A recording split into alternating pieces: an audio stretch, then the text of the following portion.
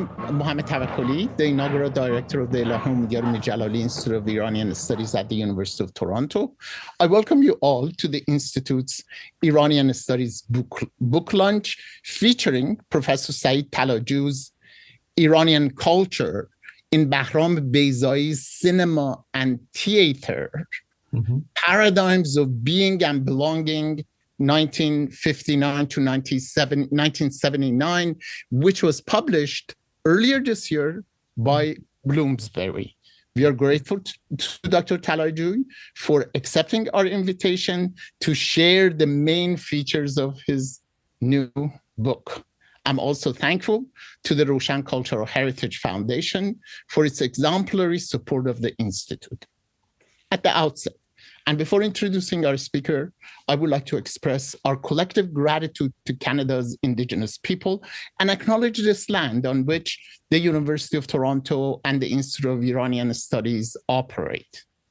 For thousands of years, it has been the traditional land of the Huron-Wendat, the Seneca, and most recently, the Mississaugas of Credit River. Today, this meeting place continues to be the home to many Indigenous people from across Turtle Island, and we are grateful to have the opportunity to live, learn, and teach on their ancestral homeland. My colleague, Dr. Sophia Farroqi, the coordinator of the brilliant Cinema Iranica compendium, will be introducing our speaker. Dr. Farroqi, please. Thank you so much, Ustad, for all of your guidance and inspiration. I'm immensely delighted and honored to moderate this event, and I would also like to extend a warm welcome to Professor Talajooy for accepting our invitation and agreeing to discuss his thought-provoking book on Iranian culture in Bahram Beyzaie Cinema and Theater. Before we begin, I would like to share some of Professor Talajooy's impressive accomplishments. Professor Saeed Talajooy is a senior lecturer in Persian at the University of St. Andrew in the United Kingdom. His scholarship and teaching cover English and Persian language, literature, drama, and cinema, as well as comparative and postcolonial literatures. As an accomplished scholar, Professor Talajooy's notable publications include a great number of the chapters and articles on Iranian theater and cinema, the co-edited volume, Resistance in Contemporary Middle Eastern Cultures, Literature, Cinema, and Music, a special issue of Iranian studies on Bahram Beyzaie, the monograph we are all excited to hear more about today, Iranian culture in Bahram Beyzaie cinema and theater, paradigm of being and belonging, and most recently, the edited volume, The Plays and Films of Bahram Beyzaie, Origin, Forms, and Functions. In addition, Professor Talajooy's current research examined the convergence between literary, performance, and film studies and reflection of the changing pattern of Iranian identity in Persian literature and theater and cinema. Please join me to welcome Professor Talajooy. Thank you very much, Professor Tawakkoli. Thank you very much, Dr. Sophia Farroqi. I'm honored to be invited here. Today, what I will do is that I will talk about my research on Beyzaie in general, and also discuss some aspects of the book that you mentioned, and also the edited volume that was recently published. Another volume of my monograph is coming out probably in 2025. This is the result of about 15 years, more than that, but 20 years of research on Iranian theater and cinema, particularly on Bahram Beyzaie. And the second monograph that will be published in probably in March 2025 is the closing work that I will publish. The first monograph was on the pre-revolutionary films of Bahram Beyzaie, and also his trajectory from the time that he started writing as a playwright. And in that one, what I did was that I focused on 3 of his early plays, puppet plays, and after that I focused on cinema. What is special about Bahram Beyzaie is that he has a special kind of creativity that I usually associate with epistemic privilege. And epistemic privilege that is rooted in what I call minority perspective, being sublimated by being by a position of in-betweenness and by having an external gaze, although he's an insider. So being an insider and having an external gaze gives the individual a kind of vision that many of us do not have. And we may achieve it, of course, if we familiarize ourselves with other cultures to use them as gauge, as a measurement against ours to see what we fail and what we have done wrong. Bahram Beyzaie has always done that. So from the beginning, when we look at his work, he has gone to the marginalized forms like the Iranian performing traditions that had been marginalized in the 1950s and 60s to reformulate them for a modern audience and infuse them with modern ideas about different aspects of life. And among them, for instance, the roles of women, the roles of the downtrodden people, the roles of the so-called heroes, different types of heroes that we have. And one of the earliest things that he did was to look at heroes of the past and heroes of the present.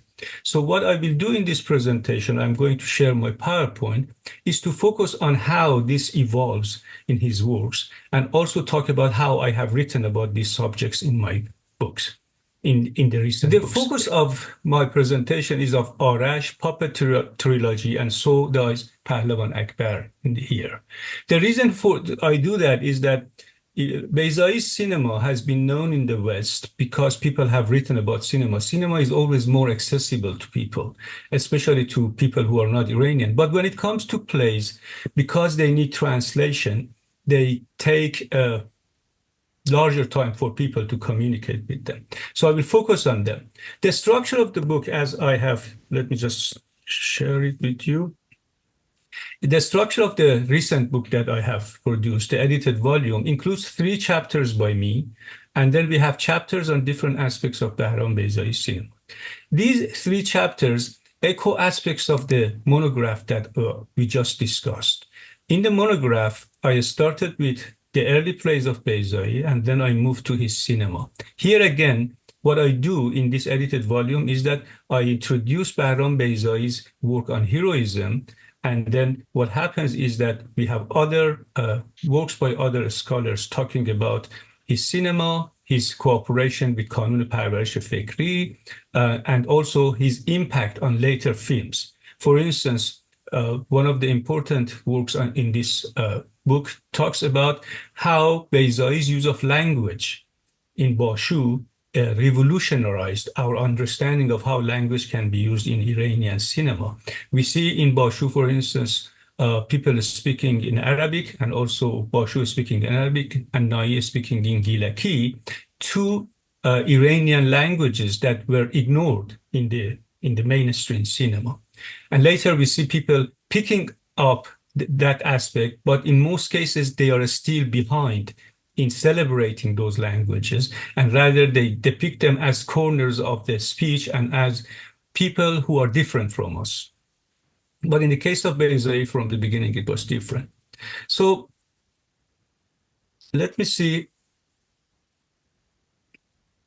So the question that I raise is, why a hero? I hear, so for instance, when we talk about different aspects of the ideals of citizenship, or who is a citizen and who is the leader, one of the main discussions is what is the role of a hero in a culture? A modern culture does not need heroes. It needs citizens who are capable of making their own decisions and contributing to culture.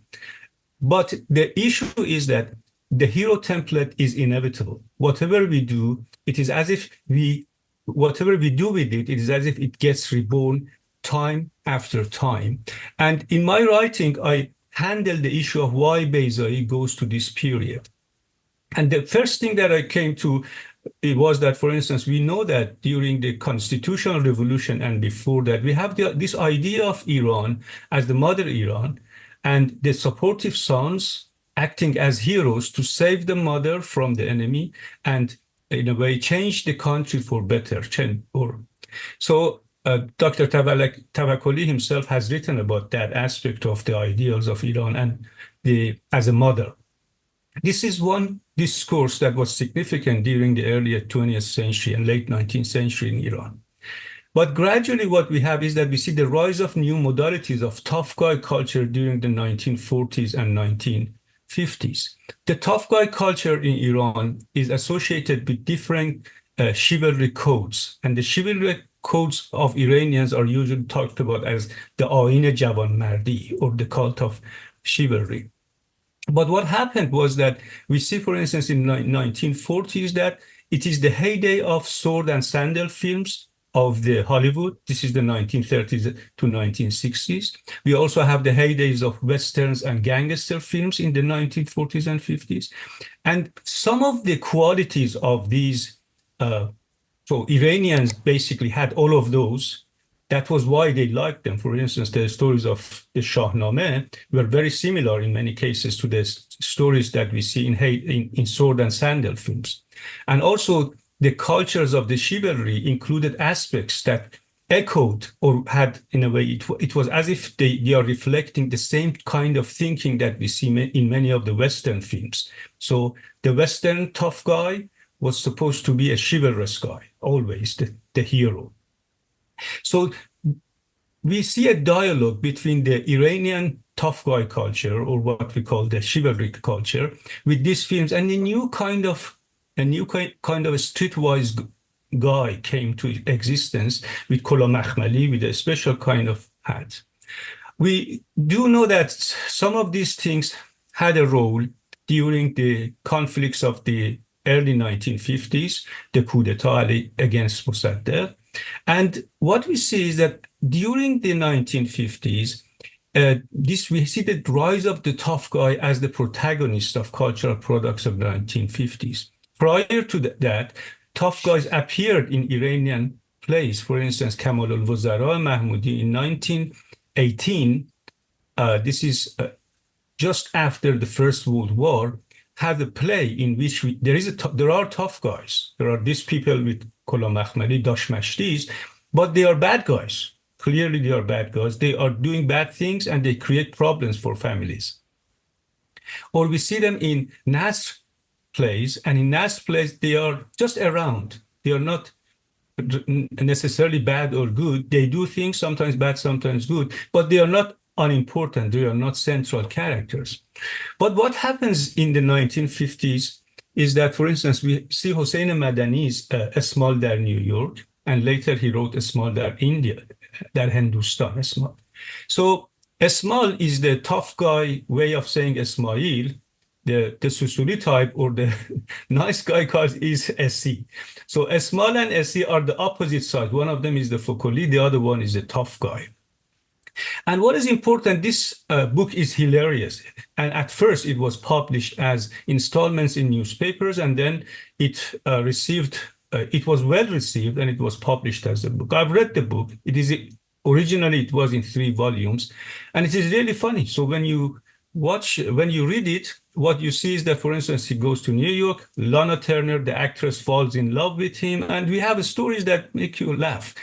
And simultaneously, what you feel, it is as if Madani is trying to promote some positive aspects of this guy, at the same time modernize them into something new.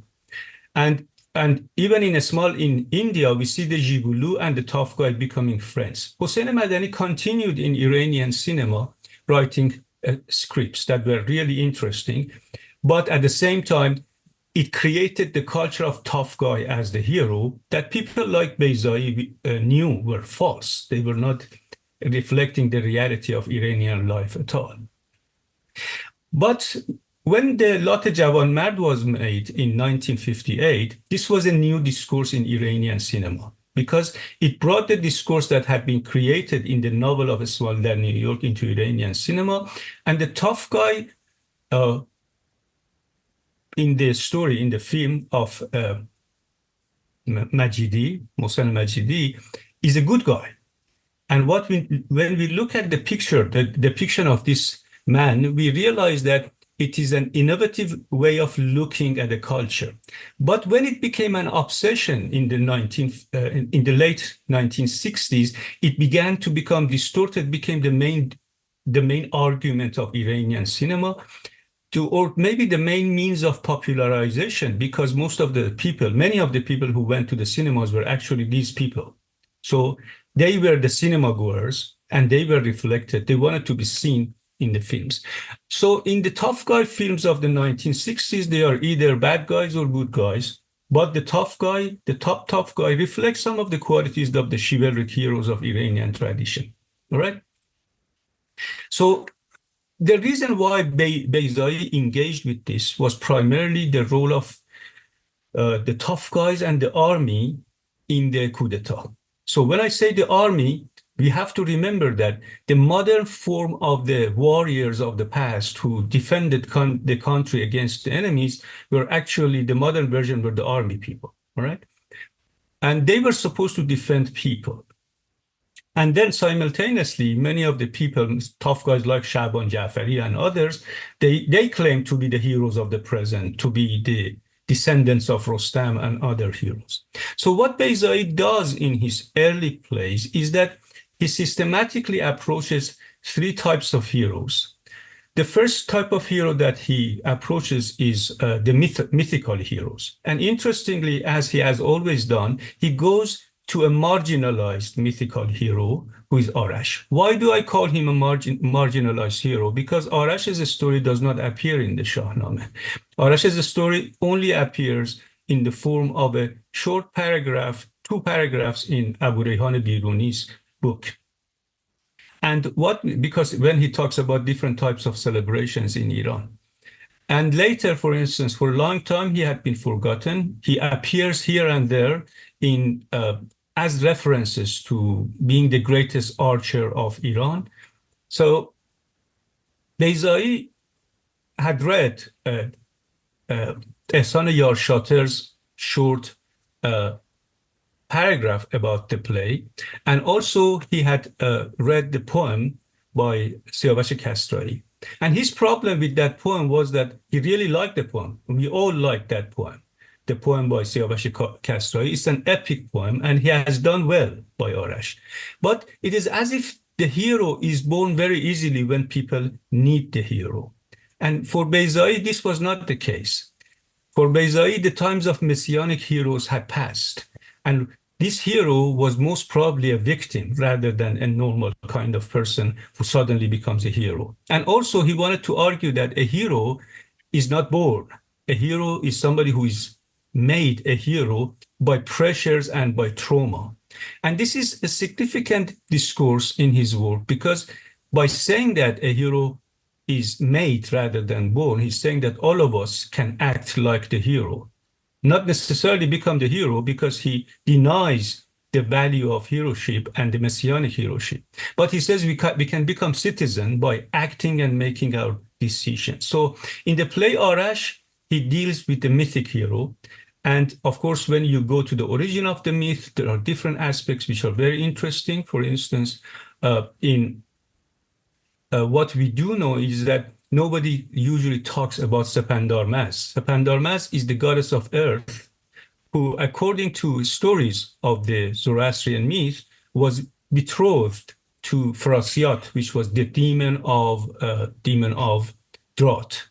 But what happens is that it is Sepandarmaz or Esfandarmaz who decides to come and help Arash and Manucher to make the arrow and bow that determines the borders of Iran. So it is as if she chooses her beloved people over Frasiat. And this is the act of a woman having an agency, which represents a type of being in which a woman has as much of a voice as a man has.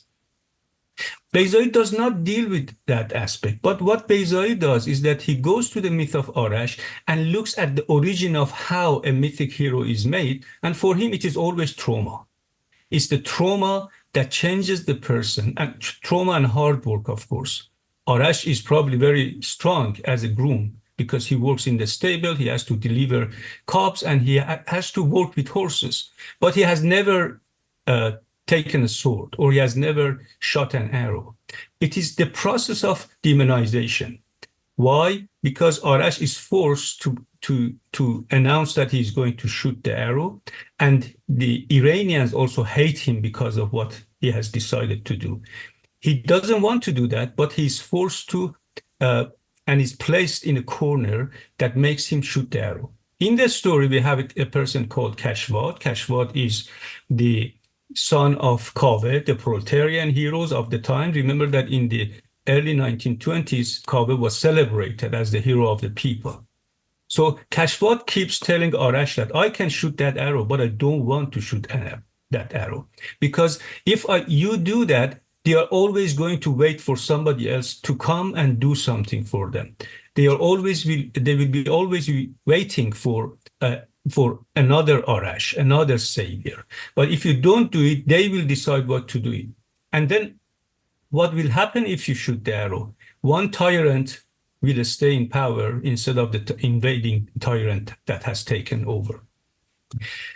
The discourse is complicated. So it is always the case that when you go to Beyzaie's plays, you cannot reduce it to a simple narrative to decide whether he's condemning what Arash does or he's praising what Arash does. But what we do know is that Arash has to do it because he's forced into a corner in which he has to just shoot the arrow to get rid of the blames that the people have put on him.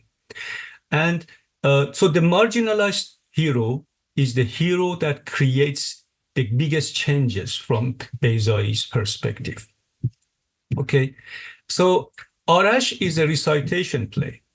And as I mentioned, one of the things that Beyzaie does is that he goes to marginalized narratives, marginalized discourses, but he also goes to marginalized dramatic forms. And for this one, he has used Naqali, or he has created what we call recitation play. A recitation play, it can be recited by 1, 2, or 3 people, but in all the performances that I have seen, people have chosen to have multiple characters.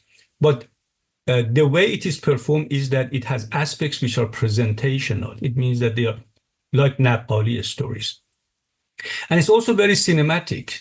We do know that, for instance, the pictorial storytelling in the Iranian tradition has cinematic aspects. We have several images placed next to each other, and the Naqal goes from one image to another and telling the stories. And it is as if we have a cinema, but in the form of pictures and stories that are put in them. So I told you about the story of Arash, but what is essential about the story of Arash, as I mentioned, is the fact that for Beyzaie, the messianic hero is a great problem, the Iranian vision of what is happening. But it doesn't mean that heroes have become extinct. What we do determines our fate, and this Arash becomes a cornered citizen rather than a hero, a cornered citizen who has to make a decision, and he makes the decision. Okay, so that aspect is also repeated in in the puppet plays. The puppet plays were written in 1961 to 1962. So in Arash, Beyzaie focuses on the mythical hero. In the puppet plays, he focuses on the folk heroes. So here, what we deal with is the folk stories that have always been used for puppet plays. And to that purpose, Beyzaie adapts his form.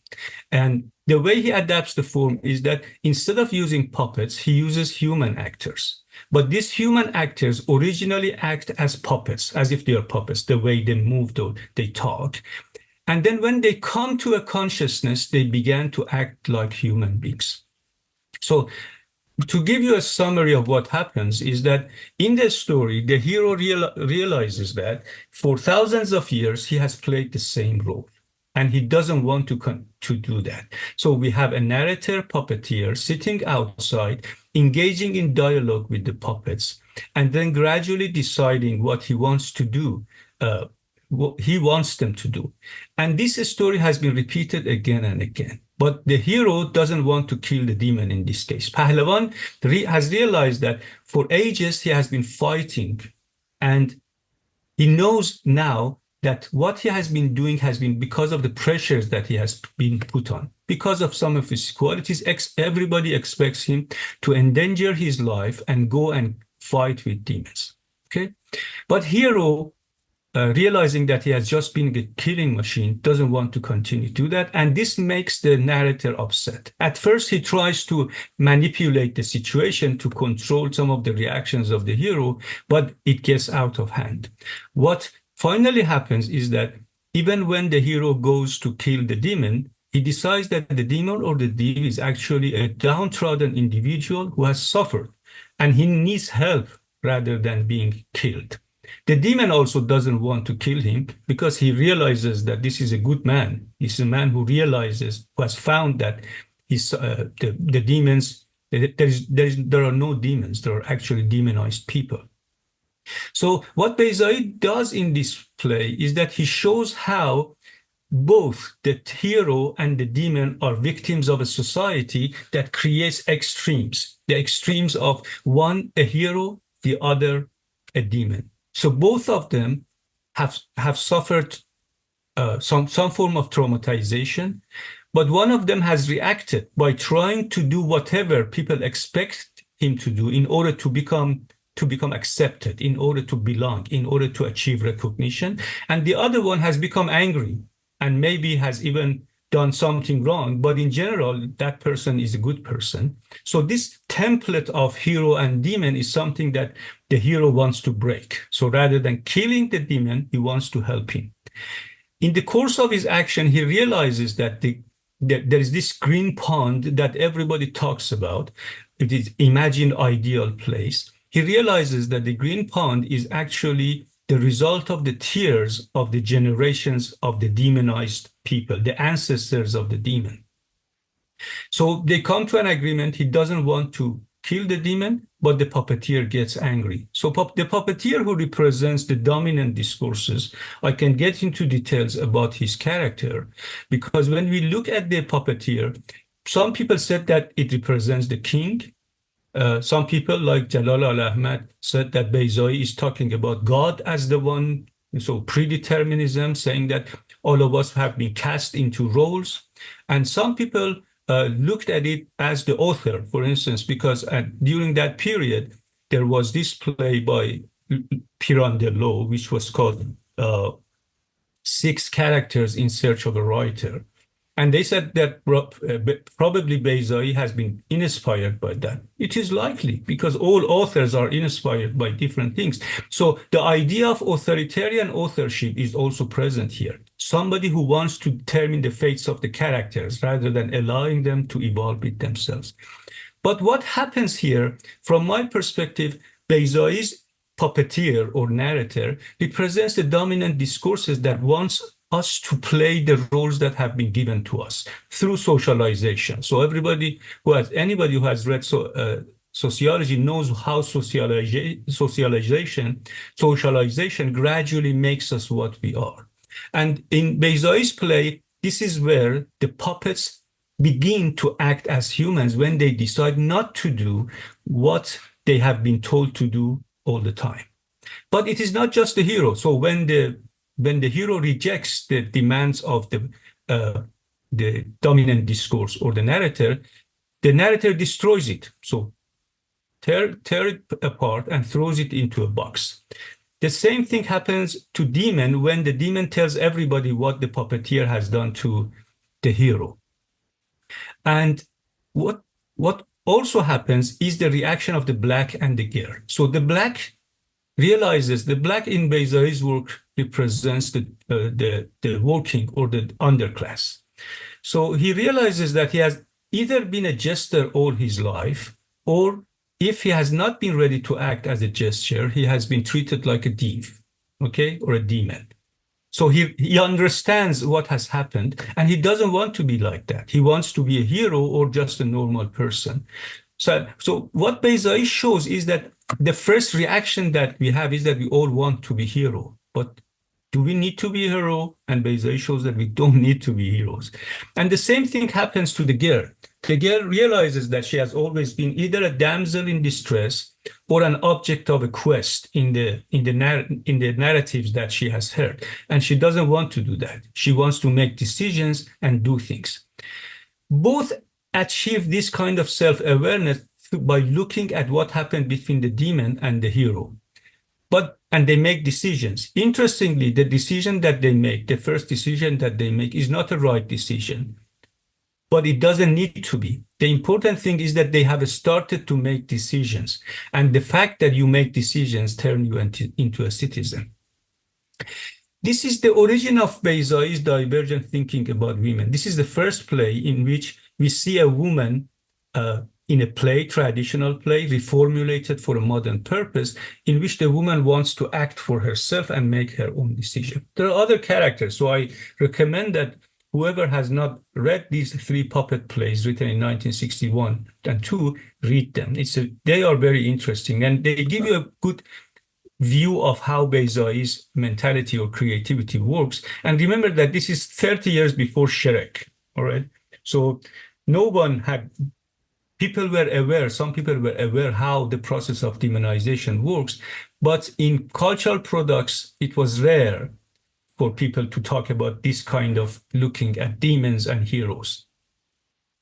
And Beyzaie knew about the failures of toxic masculinity, so that is why he wants to manipulate this. So after dealing with the hero of the myth in Arash and dealing with the hero of the folk plays in the puppet plays, Beyzaie goes to the hero of, or the champion of the Zulkhane.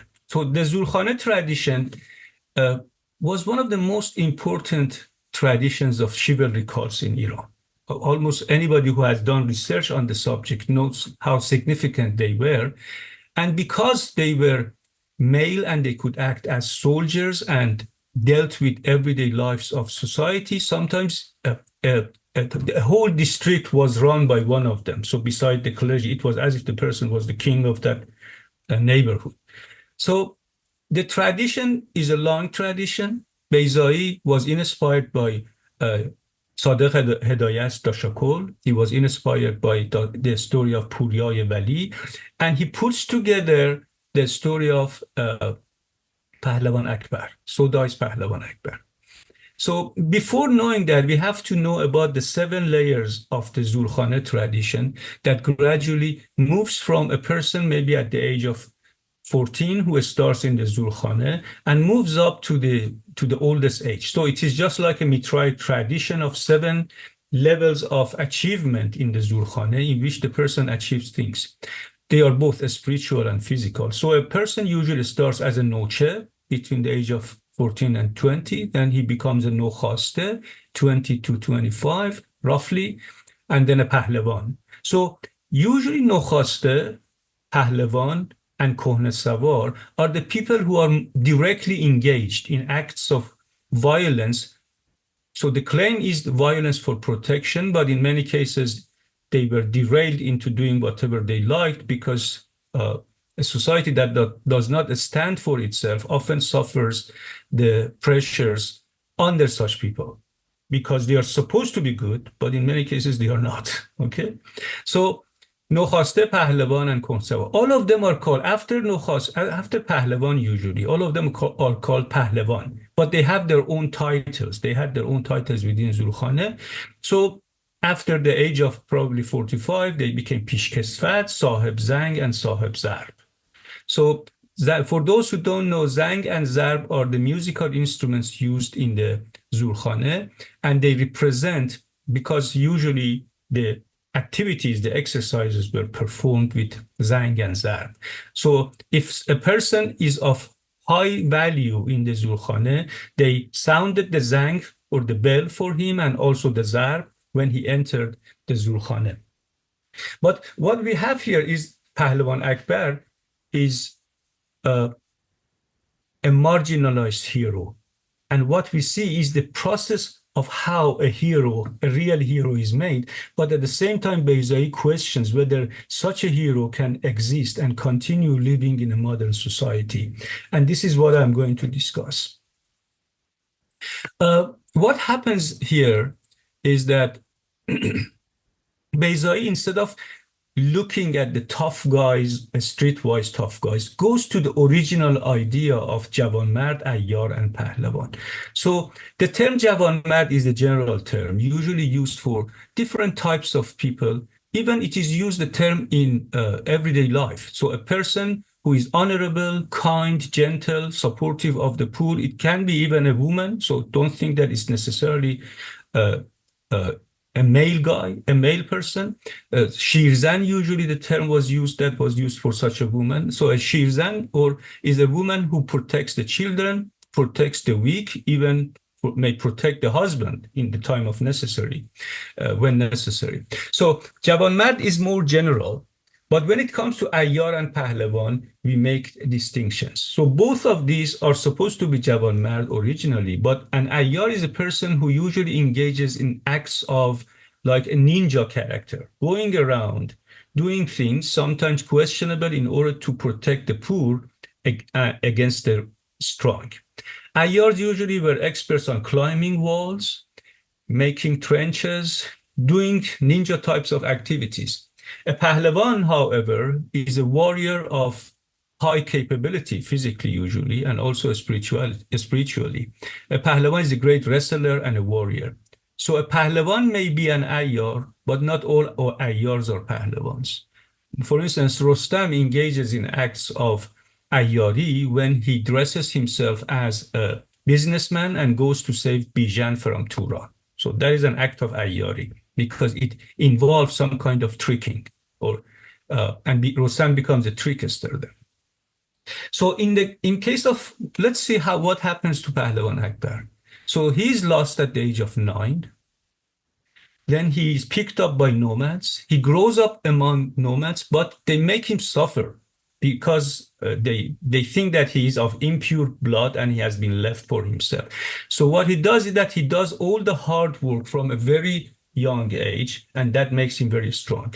Hard work is always essential for Beyzaie's vision of a person who becomes sacrificial or tries to help others. So he evolves to become very powerful. He falls in love with the daughter of the head of the tribe. He's considered impure, so the daughter of the head of the tribe rejects him. And what happens is that he has a fight with the son of the head of the tribe when he belittles him, and he beats him up. And then he's punished and thrown out of the village. So here we have a person who belonged, who felt belong, or wanted to have a sense of belonging, and he's kicked out. And whatever Akbar does after that, and these are the things that we hear during his soliloquies, does it to prove to the girl that he deserved her. And it's very interesting, the idea of love as at the center of the formation of the character and identity formation is essential in the story of Pahlavan Akbar.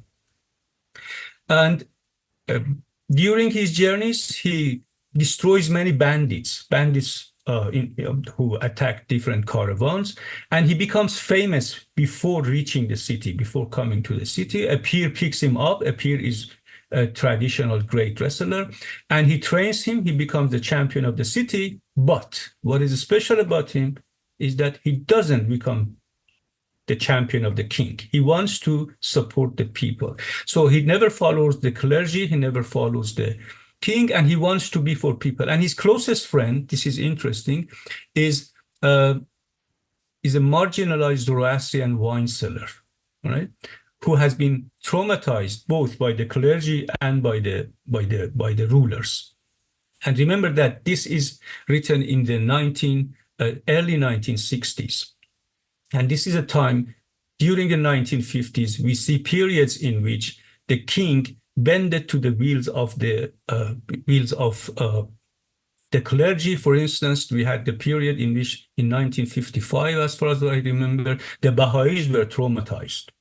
And the king just kept a blind eye, didn't do anything wrong to that. So what we see here is that Zoroastrian man has suffered a lot, and Pahlavan Akbar is the only person who helps him. And acts of, we have reports of acts of bravery and acts of support that he does. In one of them, for instance, the owner of a mill loses his horse, and Pahlavan Akbar turns the wheel the for a week for him so that he can earn enough to buy another horse without getting anything. So that is the type of man that we are talking about, a sacrificial figure who always does things for people.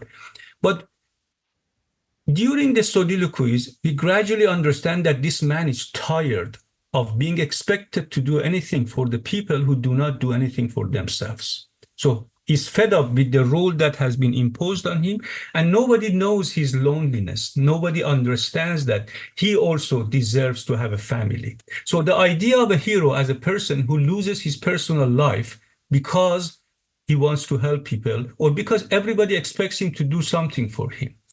And I will later link it to another story that is related to the 1960s in Iran. Again, what is special about Akbar is that he's also an intellectual. He's not just a physically. So remember that ideal hero, what we imagine as a hero, is usually an intellectually and physically gifted person who does things for people.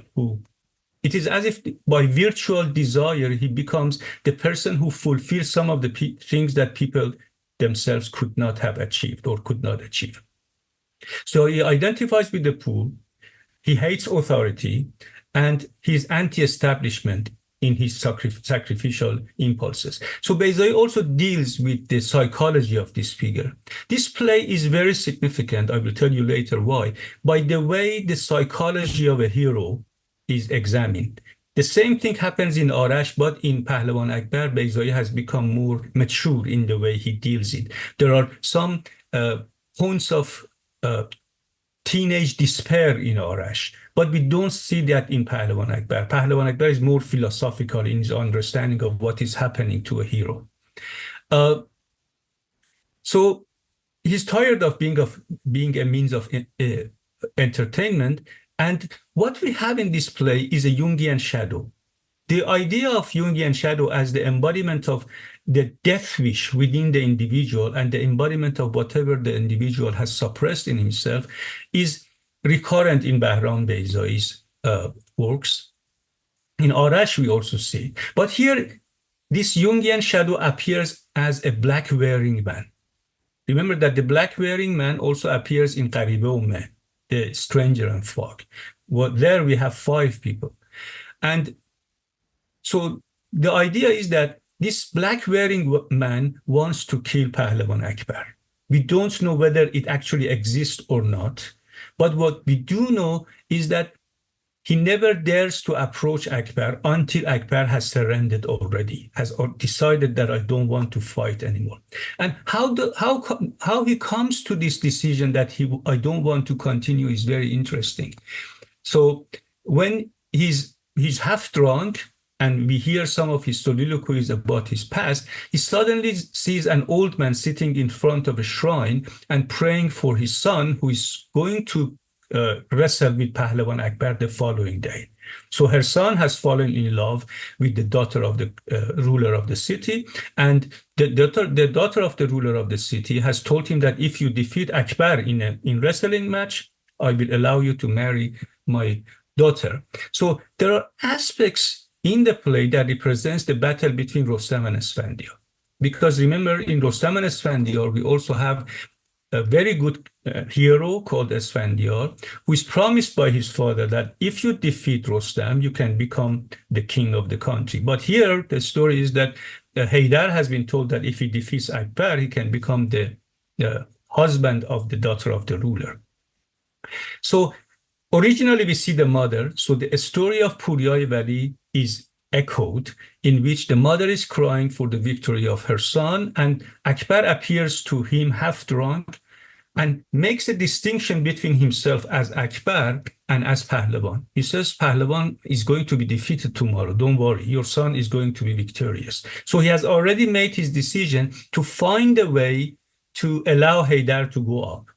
But then he thinks of himself and he hears the story of Puryai Vali. He says that if he knew that the story is going to be, if he was defeated consciously in a way that other later people realized it, he has not done something good. He should have done it in a way that nobody knew Puryai Vali was defeated on purpose. So again, so he hesitates between how he can do it. As he is thinking about the past and present and his desire for belonging and how he became what he is, he also sees a girl, the girl who is supposed to marry Haydar, coming to the shrine and praying for Haydar. And the girl looks exactly like Akbar's beloved. So what we hear is the idea of Haydar as the shadow and also the black wearing man as the shadow, and the death wish comes up. And Akbar decides to be defeated, but he doesn't know what. And the only way that he finds to do it is to surrender to the black wearing man. So he gets drunk and he puts his qameh or his sword away, and the black wearing man kills him from behind. Was it a suicide? We don't know, because he's killed by his own qameh. Remember that we have the idea of the shadow also in Kakarostam and in Dashakol. In Dashakol, the Kakarostam is like Dashakol's shadow, because he is killed by his own qameh. So the idea of shadow and the person, or the death wish represented in the person, is very important both in Hedayat and also in Beyzaie's play, and later, of course, in other plays by Beyzaie. But what I really liked about this play is the power of the soliloquies and the language. The language is really unique, but it is also important from other perspectives. Let us see some of those. So these are some of the scenes from the original performance. As you see in the first picture that we have here, we see Pahlavan Akbar giving water to the mother of Haydar and promising her that he is going to be defeated the following day. Haydar is going to be there. In another, we see the girl praying for Haydar and Akbar hearing what is happening. And then finally, he submits to death, and the black-wearing man kills him by stabbing him from behind. But what is interesting is that the wine seller is accused of killing Akbar for his cloak. And the police arrest the wine seller. They find a good excuse to remove the last person who lived in the Zoroastrian neighborhood, to demolish the place and make it for the king or someone else. So this is exactly what happens towards the end. So it is a tragedy, and a painful tragedy of loss for everybody. But what Beyzaie does is that the time of this type of hero has passed, because we don't appreciate this type of people. Whatever we call them good citizens, what we call them great heroes, whatever, these people probably existed. But what happens is that they are always victims. They are as much of a victim as the demonized people, okay? And why is this play so important? So if you go back to the stories that inspired the later development of Iranian cinema, Pahlavan Akbar is the first very well-known play in which the hero does not get the girl. He does not get the girl, and he dies in the process. And he's never fulfilled. So he's a champion. He's a person who never belongs, and he aspires to belong. And this quest for belonging leads to nowhere, although he does whatever for his people. So Beyzaie's Pahlavan-centered plays and films in which the Pahlavan is always a victim. Remember, in all these three narratives that I discussed, the Pahlavan dies. And the Pahlavan dies in the process of trying to do something good for his people, and he's rejected by his people often. We also see, for instance, Sadegh Chubak's Tangsi, written in 1963. And later, again, a few things. Beyzaie's play is the first one in which Ayyar himself Pahlavan himself becomes a hero. Prior to that, we don't have such a thing. We have the tough guy going around doing things, a streetwise tough guy.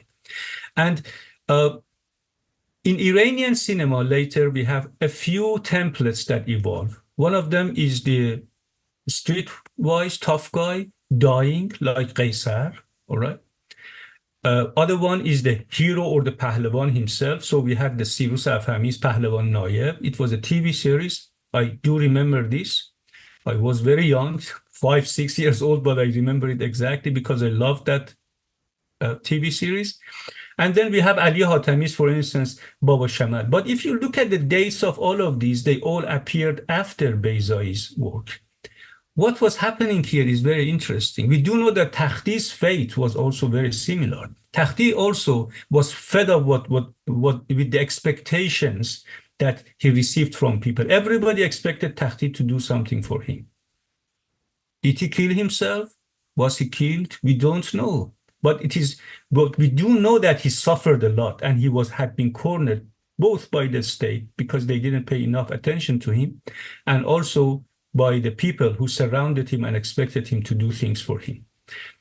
And we are not sure whether the idea of a dying hero appeared because of this collection of things, but we are sure that Bahram Beyzaie's Pahlavan Akbar, Sodai's Pahlavan Akbar had a role in introducing this kind of hero.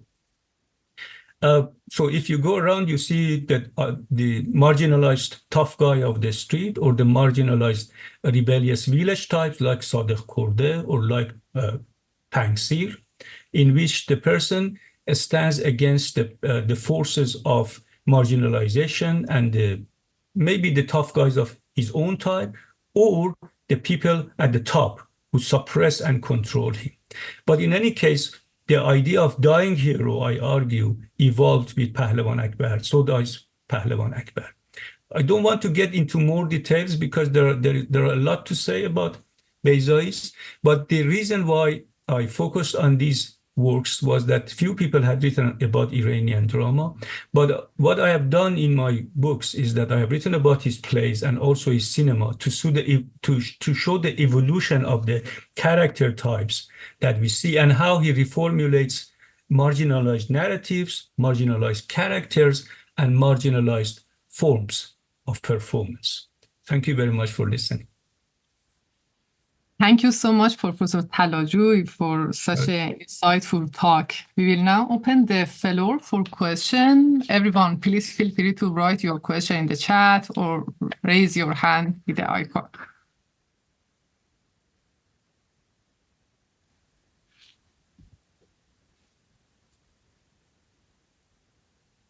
So any part that was unclear or you feel that I need to explain more, because sometimes when you make a presentation, you have to delete certain things and keep a few other things, and you're never sure which part was really good enough or needed more explanation. David has a question.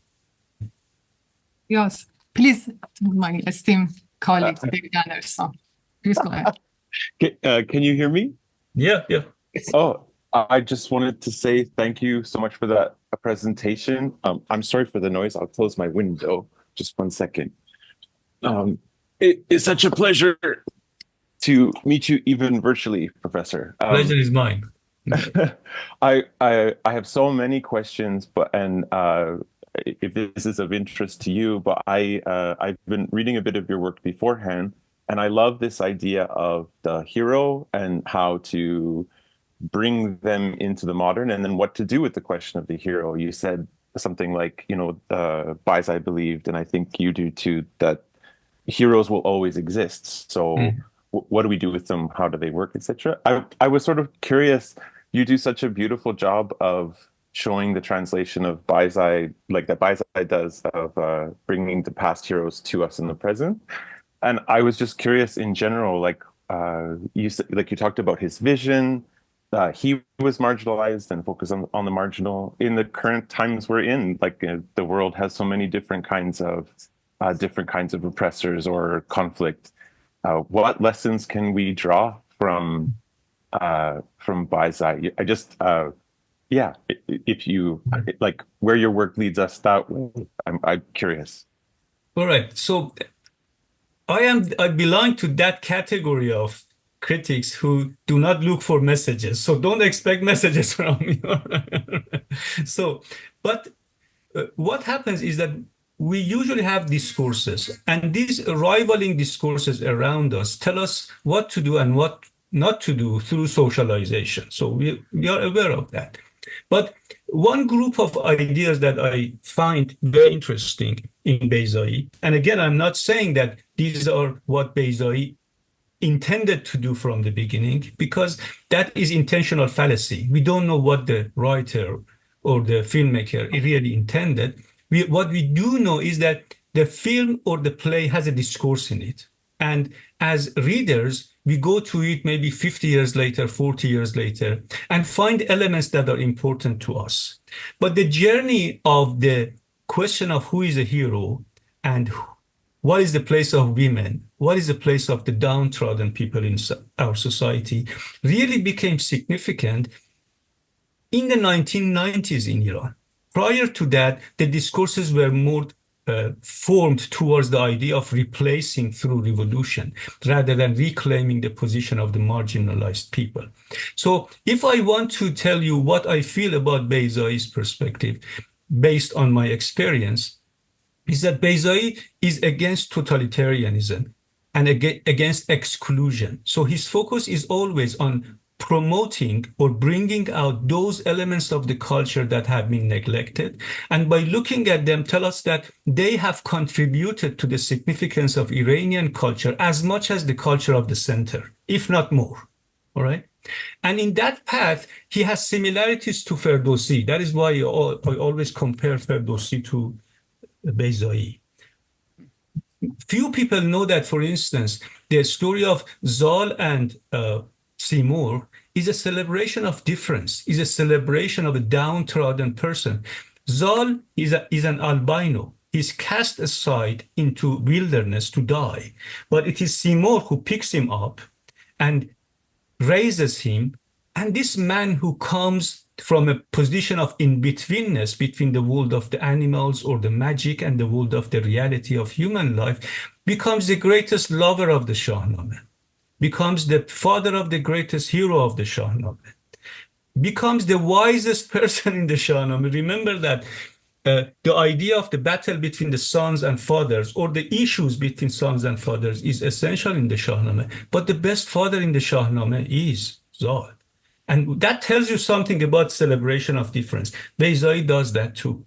In a way, celebration of difference as something that, if highlighted for people, it removes this obsession with totality of power. The Cold War for Iranians was a disaster from several perspectives. And one of them was the extremes of discourses that we have between left and right and different. Everybody wants to just get rid of the other group and get the power.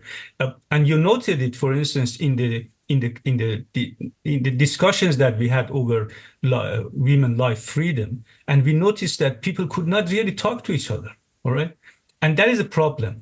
And one important thing that I find in Beyzaie is that how in many of his plays he moves from monologue to dialogue. It is as if he's telling us, you see, we all have our monologue. We can make big claims. But the only path is to find a way between, to have a dialogue between us. The best example is, one of the best examples. Sometimes dialogue is impossible, of course. Becomes impossible, especially for those who want just to get rid of everybody to get to totality of power. I can talk for hours about that situation. But what I get from Beyzaie is his always present idea of bringing the margin to the center to show us how the margin has created us and has always been present and important. And his hero, that is why his ultimate hero is always a marginalized hero, a person who has been marginalized, but in his quest for belonging, he has achieved great things. Okay. I hope I did that. But I can also give you another example, which I always use, is the example of door that I use. If, for instance, if you want to open a door, you easily go to the door, turn the handle, and go out. You never think of the handle, all right? Because the handle is not important. Your mind is practical, so you want to think about the world behind that door, what you intend to do. But what happens if the door does not open? You start thinking about the handle, about the door, about the frame, to see what is wrong with that handle, with this door. So for a person coming from a traumatized, marginalized background, that is something that person can use. A person from the center, the door's always open for him or for her. But a woman in the 1950s Iran or the Europe or many patriarchal society, the doors didn't open. Some of them could not go to universities up to the early 20th century in many countries, not just for Europe. Europe is a good example. So the idea of a black person going to university in the 1930s. So many of us take our privileges for granted. So a person who has been marginalized is a person who sees what is wrong with his or her society because the doors didn't open for him. And if you go around, Foucault, for instance, was one of them. Freud was one of them. Marx was one of them. All the great thinkers has a background in marginalization. Not that you have to be a Jew, for instance, in a Christian society or a gay person in a society which is against being gay. But it is the idea of any of us can be marginalized because of something different, because of something odd that happens that to any of us, or something that people get wrong and leads to our marginalization. But that marginalization makes us conscious of something is wrong. And that awareness expands if you are conscious and if you try to find how these things happen. And in Beyzaie, it always happens. In all of his plays, films, we have a stranger, we have a person who comes from outside, he's not accepted or she's not accepted. And due to that, something happens to that person who achieves great things. Again, it's not the question of a hero, it's the question of fulfilling the normal role that a human being can play in producing or contributing to his or her culture. I hope I answered it. Thank you so much, Professor Talajooy. So the next question is from Professor Tawakkoli, please. Dr. Talajooy, thank you for your exemplary exploration of heroes, mythological and folkloric, and how Beyzaie has effectively transformed them. Mm-hmm. I am wondering whether, with the comments that you made earlier, whether you could reflect a little bit critically and with the experience that we have had recently on Freydun Moshiri's کاوه آینده ایران زن است. So during these discussions about women life freedom, there were many people who talked about, of course, we know that the motto itself came from Kurdistan. We definitely know that. But it has a long history in Iran. So that long history goes back to the even constitutional era, goes back to figures like Tahireh Qurratul Ain. So women wanted, so both women and men, I can say, gradually became more and more conscious of how the education of women and the roles that women can play in society have been neglected. Okay, obviously we know that for a time in the past there was a reason for the rise of patriarchy, and we do know that patriarchy may have positive aspects. All of us know that. But patriarchy, when it becomes an obsession and leads to the production of toxic masculinity, then toxic femininity has always been a problem. And women have created toxic men, and men have created toxic women because of the discourse of the radical patriarchy. So it is no longer a question of it was no longer a question of division of labor and protection of children and women from being attacked or from being killed. It became, and culture changed. So since the 18th century, we had different relationships of production. And then the roles of women could easily change. But because of the inherited culture, it took us much, much more longer than we expected to try to introduce education for women or different roles that women can play. So in Iran, I see the gradual development of this discourse by women who started new schools during the constitutional revolution, who did a great number of things, pushed. Many people, for instance, think that Reza Shah came out of the blue and said, blah, blah, blah, women or Mohammad Reza Shah.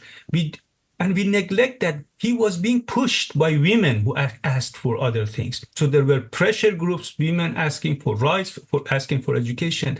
It's as if they think that the king did it. No. We see a process, and the process worked because the Pahlavi kings were more open to these kind of visions in comparison today. But even when we look at, for instance, the early years of the Iranian Revolution, what we see that many religious women became participant in social activities.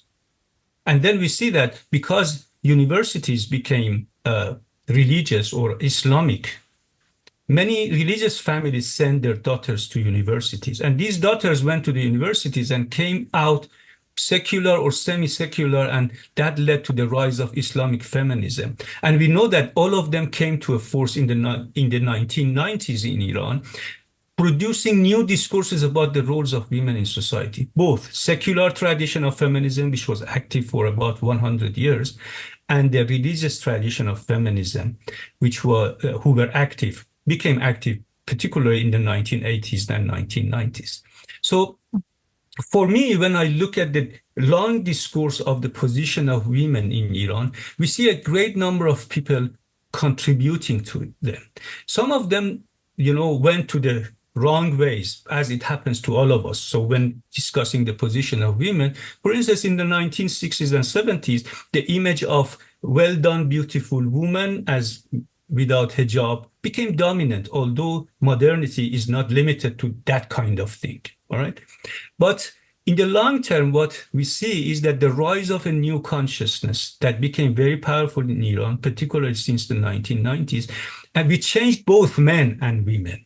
And more women and men became conscious of how, particularly after the revolution, when women lost some of their legal rights because of the changes, became more conscious of how, first of all, they became conscious of supporting their daughters. Okay, why should, for instance, my daughter lose the chance of going to university because she doesn't like hijab or stuff like that? And asking for jobs also became important during that period. So if I, for instance, look at Kaveh Ayande Iran Zan Ast, whether we want it or not, it's not the question of a heroine.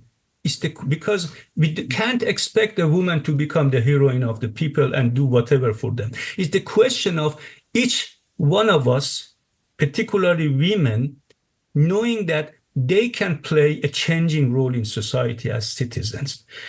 So Moshiri, maybe the poem suggests that we are talking about heroines, but in reality, we are not expecting heroines, we're expecting citizens. We want people to contribute. And I think Iranians have become conscious of that, both men and women. We always have extremes, of course. So if you look around, you find crazy discourses going around about expectations of women, or some women thinking that men are not doing anything, some men thinking that, oh, they are just trying to get over and marginalize us. These extremes are always present in all cultures, and all cultures have gone through such changes. In our time, ours is specific to our culture with changes. But from one perspective, what Moshiri is saying is right. But I don't like idealization in the form of heroine. Beyzaie has it in his films or plays. But that woman at the same time has weaknesses, like Tara, for instance, like Nai has weaknesses. So they are normal people who at the same time embody some of the ideals of citizenship that shows how they can be heroes. Nai is a great role model for many of the women that we have in the present, in the streets in present. She is the one standing against her society in order to protect Bashu. All right? And women have always had such capabilities. What Beyzaie does is that he brings it to the vision. He shows it in his film. So to answer your question very briefly, I think what he's saying is right, but not in the way, in some of the ways that it is interpreted. We don't expect women to become the Kaveh, but we expect them to be with us, and they are. I think they are at the head of the spear now. Why? Because the Islamic Republic, this question of hijab is not a small question. It's a political question that has been on for at least 45 years. Okay. Thank you very much. Thank you, Dr. Talajooy. So, Dr. Shaybani, you are welcome to ask your question, please. Thank you, everyone. Greetings, everyone. Professor Tawakkoli, Dr. Farokhi, and Professor Talajooy. It was a great pleasure to hear your and learn from your lecture. Thank you very much. As always, I learned a lot from your Thank you very much. And it inspired me even more. I wish I had hours to talk to you, and The same. Yeah. you could have a dialogue about this points you made about Beyzaie. I'm a big fan of Beyzaie and his plays and his movies.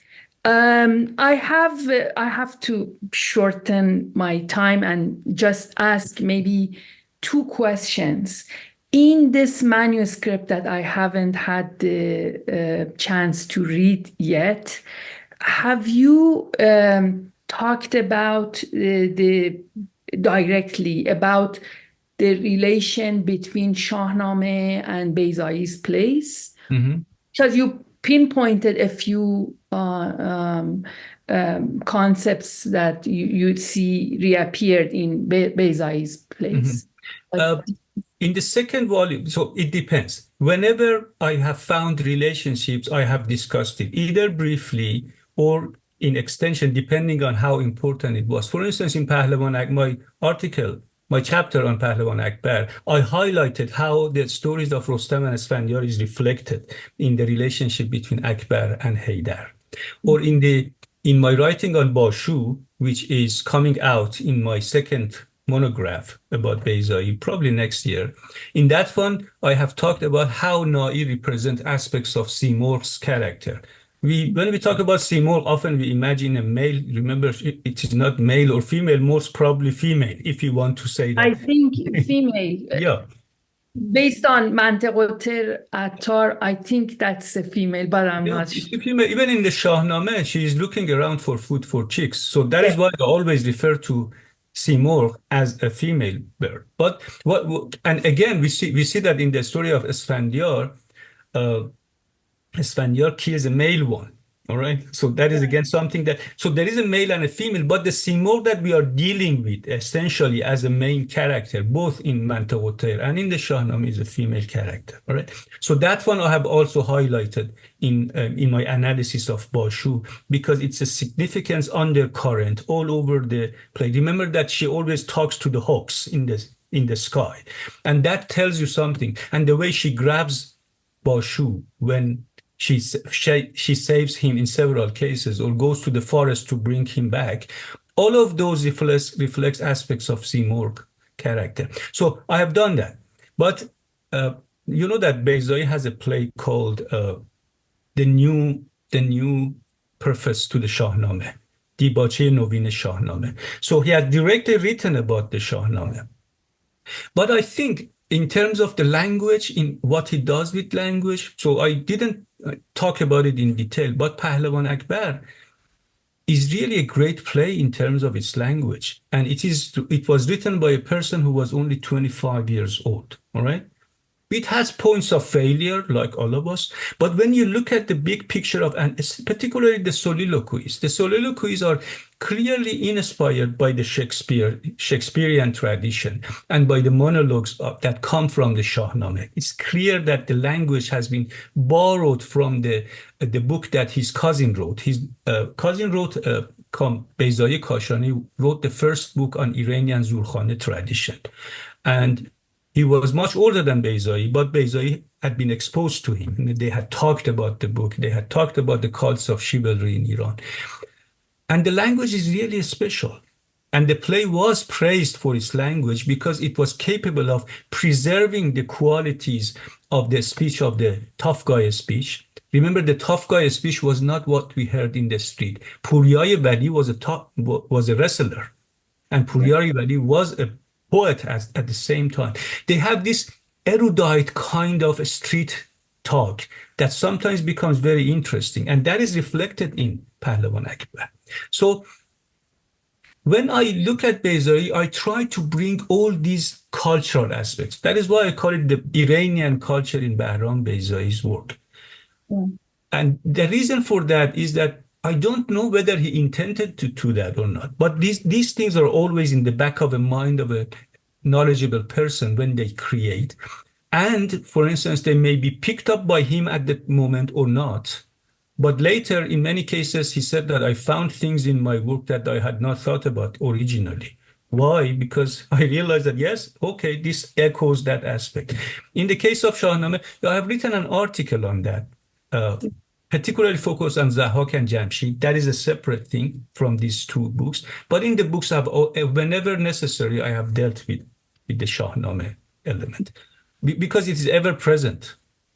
Shahnameh is one of the main locus of Iranian mythical tradition. Yeah. And if I may just make a comment, and it's going to be quick. There was mentioning of کاوه آینده ایران زن است. I am in the process of just completing an article about that. I mean, even in Shahnameh, I think the reading of this part of Shahnameh is a patriarchal reading or a masculine reading of Shahnameh, because I think Faranak in that story has an equal role in bringing justice and order to Iran as much as Kaveh does have, that role. But it always in readings of that, the story of Zahak and Feraun, I think the role of Faranak is undermined. And I think it's nothing that I am just making up based on the parts that Ferdowsi himself included in that story. I think there should be a new reading of that story. Beyzaie has done that. I don't know whether I translated the 1001st Night. The 1001st Night is a play by Beyzaie in which he plays with the idea of Shahnaz and Arnavaz, the daughters of Jamshid being the actual initiators of the plan that saves one young man every night rather than Ermail and Germail. And that is a great play. All right. So in Beyzaie's, always he tries to highlight that the roles of women have been neglected. All right. There is a reason, of course, for that. In the story of 1001 Night, the framing the story of 1001 Night, which is definitely Iranian, we have Shahrzad and Dinazad, one acting as the narrator and the other one acting as the listener, as the audience, creating a situation in which the king is exposed to emancipatory stories that changes his mind about women and gradually changes a dragon king into a king of fertility and king of production and prosperity, Shahryar. So Shahryar was a good king. He became the evil guy because his wife betrayed him. And then every night he married a woman and killed her in the morning. But Shahrzad is the sacrificial figure and at the same time a trickster.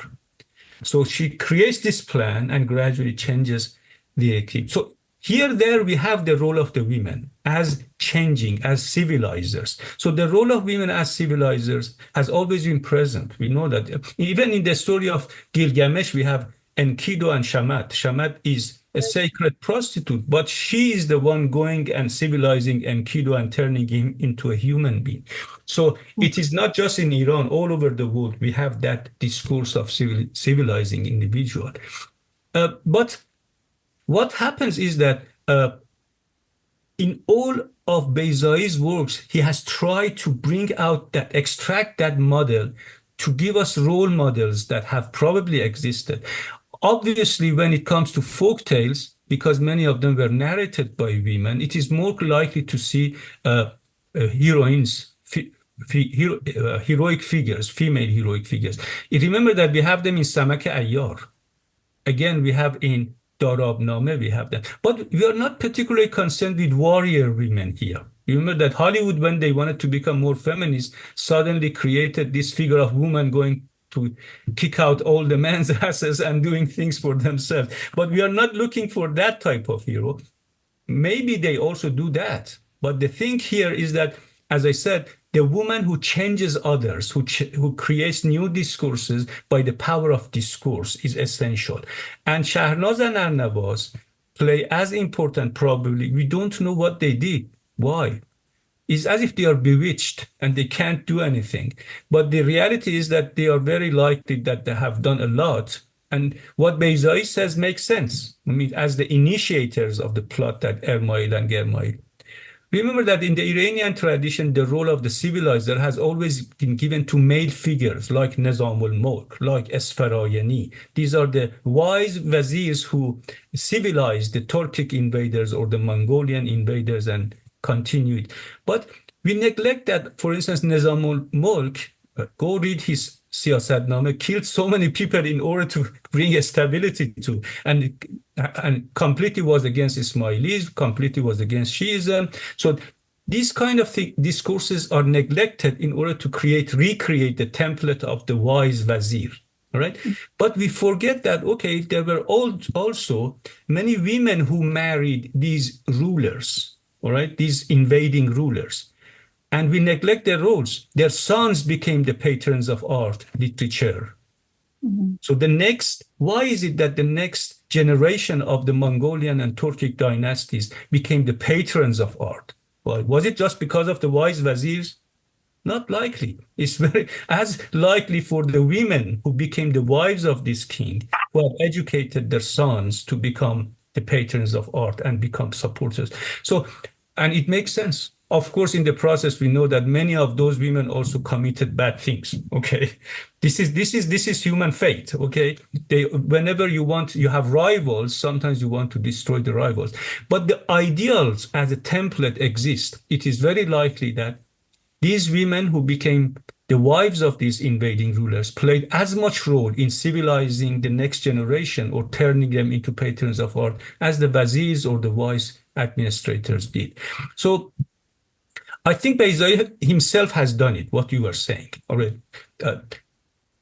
I don't know about the Faranak. If you tell me about the Faranak, maybe I'm... In the sense that Faranak was the person who first thought of hiding Fereydun in the time being. Definitely, yes. Okay, I remember. While Zahak was ruling the country and killing, all these, especially any son from the Kianian, this. So you're talking about the origin of, exactly. Yeah, I agree. And then in the sense that it was Faranak that made sure that this kid is going to be gaining all the trainings necessary for a future king. And then eventually it was Faranak who, according to Shahnameh, gathered everyone around Kaveh. She summoned Kaveh. She gathered everyone around Kaveh. And according to Shahnameh, it was Faranak who financed Kaveh against Zahak. And it was eventually Faranak who once again financed Fereydun to be throned. And she, according to Shahnameh, she gave her blessings to Fereydun to become the king, as if it seems like Fereydun needed that permission by Faranak. Yeah. So you can look at it symbolically or directly, and I agree with you. So I was hesitant about the role of Faranak because I agree with you, but I was more concerned about what happens between Shahnaz and Arnavaz and Zahak. Because that one has been neglected. Yeah. That one is neglected, and in the Shahnameh, it's mentioned that they endured the Zahak, court for 1,000 years. Yeah. But after 1,000 years, it was Shahnaz and Arnavaz who showed the way to exactly. To Kaveh and to Fereydun, to find Zahak, because Zahak was in India at that time. Yeah, I think there is a discourse about two periods in Iranian history, mythical history. One of them is the period after Fereydun, and one is related to Faranak, in which we see signs of matriarchy. So a discourse of matriarchy that has managed to lead to the continuity of Iranian culture to raising children. Because remember that Fereydun's son Iraj also didn't have sons. And we have 2 or 3 generations of women, and then we have Manucher. And again, here in the story of Faranak, as you mentioned, when Abtin is killed, it's Faranak who actually does everything to save the next generation. Yeah.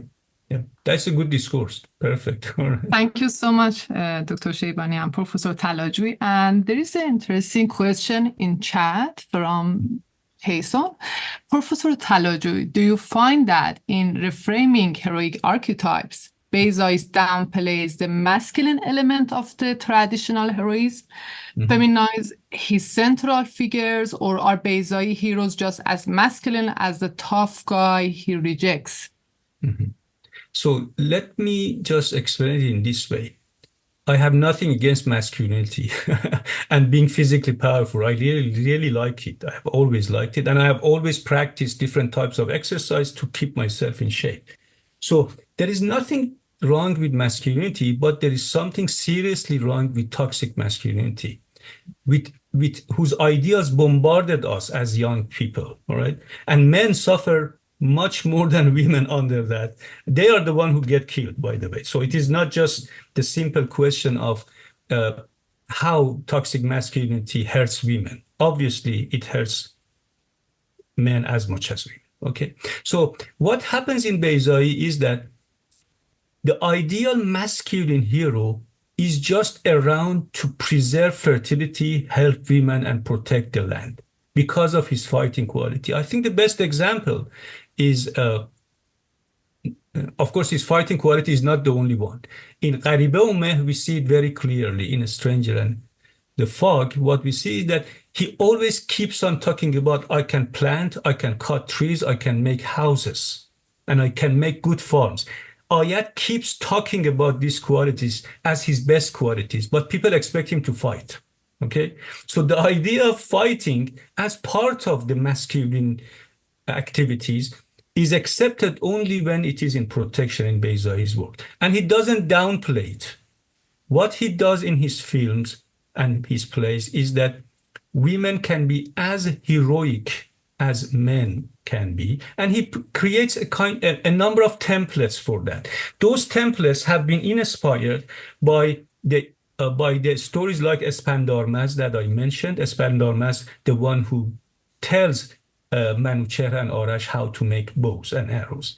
And also with the stories of Ishtar, going to the underworld to bring out the forces of the... I've already talked in one of my talks at Toronto about the image of the woman in the Snake King. So the Snake King and the Mehrin Negar goes and bring Sultan Mar from the land of demons, okay? So it is just like the journey of Rostam to extract Bijan, or the journey of Giv to extract Keikhosro and bring them out and place them here, save them. So the masculine hero is not denied, but the celebration of that masculine hero as a savior is something that Beyzaie brings under question, because a woman can be as much of a savior as a man can be, and simultaneously is not the question of ideal hero becoming the savior. All of us can save each other. That is one of the discourses that evolves again and again in Bahram Beyzaie's work.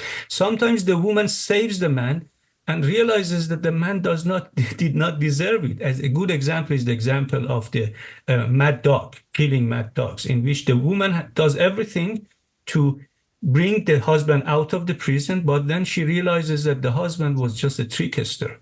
Whatever he had done it for himself. So he creates a number of templates for female heroism, but that female heroism is not a savior of all. It is somebody as a citizen doing her duty all the time, all right? So role models of citizenship is a better term, but he does it with templates that are associated with heroism.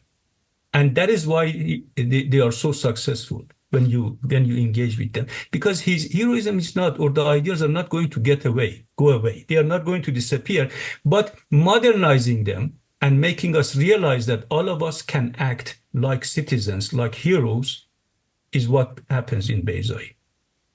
Remember that, for instance, Tumar Sheikh Sharzin or Ferdowsi, these are heroes. Or in Ayyar Tanha, male heroism is celebrated. But in Ayyar Tanha, it is the daughter of the writer who civilizes the crazy Ayyar to become a good hero, to become a man and a supportive person. I don't know whether you have read Ayyar Tanha or not, but whoever says that Beyzaie denies heroism to men has to go and read some of those plays to realize that no, he doesn't deny it. He produces two templates, and in both of them, men and women are supposed to support each other. Again, you can call it a hero or citizen. I don't want to get into details, because messianic heroism is something that is rejected by Beyzaie. But heroism, as all of us, is not. Okay. Thank you so much, Professor Talajooy. So considering that our time is coming to end, we can go for last question from my esteemed colleague, Dr. Moshiri. Please go ahead. Oh. Dr. Moshiri? So if he's like mute, we can go for another question in direct message. Thank you, Professor Talajooy. Where do you place Jahel Mahal in this context? What are the origin of this character? Okay. So at the beginning of my talk, I talked about the rise of this figure. So Jahel Mahal is not a new thing. So the tough guys go back to, if you go back to the origins of the stories of chivalry and heroes, we see that figure gradually becoming more and more important. We don't know the origin, but we are aware of some of the post-Islamic reflections. Some people argue that they have Mithraistic origins. Okay, but Jahel Mahal is a figure that is the deterioration or degraded format of the chivalry cults of Iranian tradition. They had big claims of heroism, but often they are the most opportunistic types of people. And this is what Beyzaie and many of us who grew up in Iran, so Professor Tawakkoli, more than I am not saying that he's older, but remembers it probably more. These people were troublemakers all the time, and they were always looking for an opportunity to beat up people, and they sided either with the clergy. So when they became good or decided to become good, they usually became the followers of the clergy, as if that is the only way in majority of cases. But we have to make a distinction between Jahel Mahal and a person like Takhti. So they were rare, but they were always around, this type of Takhti type of people. And I had met them in person. They were very calm, and they were going around doing their own things. And in most cases, they never engaged in street fights, never, all right, that type. As far as they could, they avoided. So Jahel Mahal goes to ancient forms. It was a form that in the 19th century we see usually in the Zurkhane evolving, and the street fights and kicking each others.